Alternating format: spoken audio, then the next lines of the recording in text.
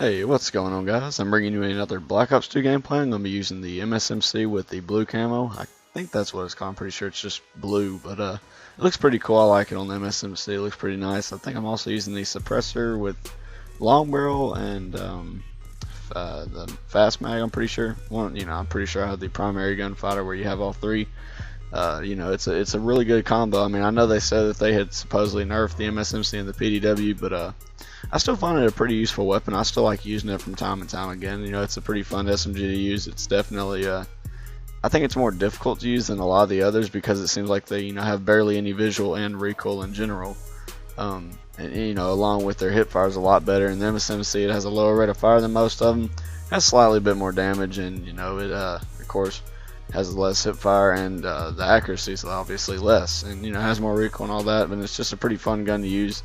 I'm having trouble finding weapon variety in this game. It seems like a lot of the SMGs are dumbed down now, where they're pretty much just clones of each other. They're pretty much got reskins over them, Modern Warfare 3, it didn't seem like that was the case. It seemed like every SMG had its own individual personality. Now, of course, there was some weapons that were not balanced in Modern Warfare 3, and along with this game, and of course, I'm not going to really get into that, but like in Modern Warfare 3, for example, the MP7 had incredible accuracy, and it could pretty much keep its damage over range. I think the most bullets it took to kill, of course, without ballistic vest, just player had full health. I think it was like 5 or 6 at that's maximum range, which is still pretty ridiculous.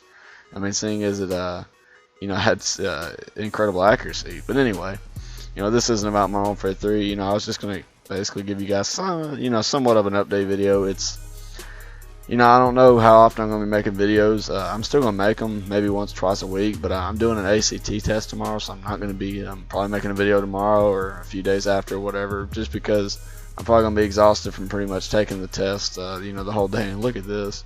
That guy was running so fast, man, and, I'll talk about that in a minute, but anyways, with this ACT test deal, for those of you who don't know, which I'm not really going to explain it, but I'm just going to give you a brief description. It's pretty much just a really long test, and it's definitely important if you want to get into a big college or something. If you do well on it, or you just do really well, you could have a really good chance of getting some scholarships to really big colleges, which would be amazing if I could do really well in the ACT, because the first time you take it, it's free, and then of course it's $40, I believe, afterwards. But I mean, $40 isn't anything if you want to have a chance of getting into a big university or a college. So if I don't do that well this time, I'll go at it again, and I'll try and take the test again and do even better. But I'm going to try my best to, do well on the test, and I want to see how well I can do, just in case I do decide later on down the road I want to, go into a really big college. I mean, I'm not saying I want to be a doctor or anything like that. I'm not really interested in anything like that. I'm more interested in just designing software for computers, or just working on computers in general, just, because that's what future's going into. And I've kind of stated somewhat of this in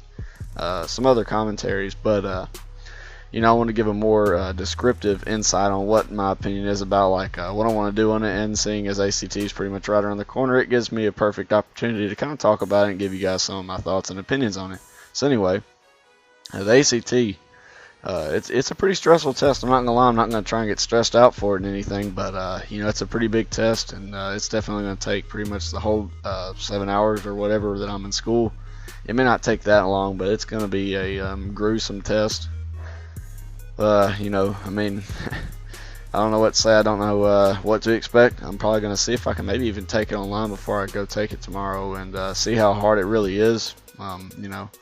I wish to do the best on it, though. I mean, I think I can do pretty well on the test, and have a pretty good chance of this. And look at all these EMP grenades going off, man. This is crazy. I was in a lobby full of people using all their tactical grenades. But anyway, we'll get into that in just a second too. But I mean, I'm pretty excited though, because like I said, I think I can do well, and I think this can really be a good opportunity for me to take advantage of this, and have something set for my future, and the future of my life. And that's really important, because financial stability is definitely important. And if you get into a really big college and you actually do what you're supposed to do, and you can actually have a pretty good opportunity and a good shot at life and succeeding really well, and just not being so stressed out with bills to happen to pay. Like, if you have a really good job, there's a pretty good chance that you're going to have that job for a long time, and you're going to have a lot of money coming in, so you don't have to really worry that much about financial stability, or you most likely won't have to. And Financial stability and security is a really important thing, and I just, I don't like to be stressed out. I'm pretty sure no one does,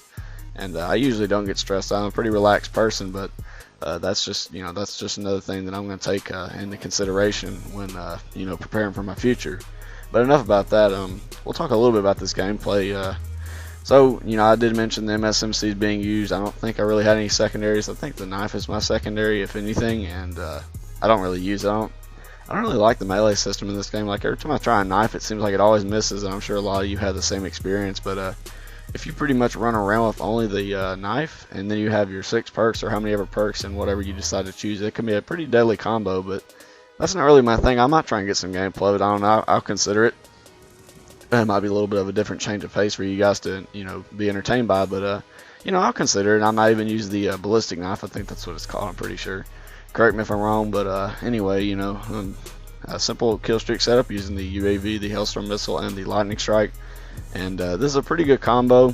I know a lot of people are saying, they want to see higher streaks or whatever, but I personally do not like the higher streaks. One, because you die pretty quick in this game, as you saw in one of my most recent videos called the Eminem Effect, where sometimes you can die in 2 bullets and even 1 bullet. It's pretty ridiculous, but that was probably just a really bad match in general, along with just connecting to the host. I don't know where in the heck that dude lived, but he had to have not lived anywhere near me, because that was a terrible connection.